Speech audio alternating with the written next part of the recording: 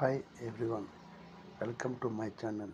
పెహల్గాం ఉగ్రదాడి ఎదుర్కోవటంలో మన భారత ప్రధాని, రక్షణ శాఖ మంత్రి రాజ్నాథ్ సింగ్, హోంశాఖ మంత్రి అమిత్ షా గారు, రిటైర్డ్ ఐఏఎస్ అజిత్ దోవల్ గారు కనబరిచిన ప్రతిభ అంతా ఇంత కాదు.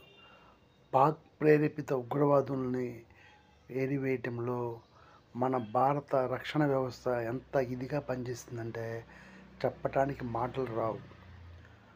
మన పౌరులని మట్టుబెట్టిన పాక్ ప్రేరేపిత ఉగ్రవాదుల్ని తుదముట్టించే వరకు మన భారత రక్షణ వ్యవస్థ నిద్రపోదు. అందుకు ఉదాహరణే మొన్న పాక్ ఆక్రమిత కాశ్మీర్పై మనం జరిపిన ఉగ్రదాడులు. ఈ ఉగ్రదాడులతో పాకిస్తాన్కి గుర్తొచ్చిందంటే లేనే లేదు. మన మిసైల్స్ S-400 కానీ, బ్రహ్మోస్ మిసైల్ కానివ్వండి, ఆకాష్ కానివ్వండి, వాళ్ళ యొక్క పాక్ ఉగ్ర స్థావరాలను, వాళ్ళ ఎయిర్ బేస్లను ధ్వంసం చేయడం జరిగింది. ఇందులో పాలు పంచుకున్న మన అందరికి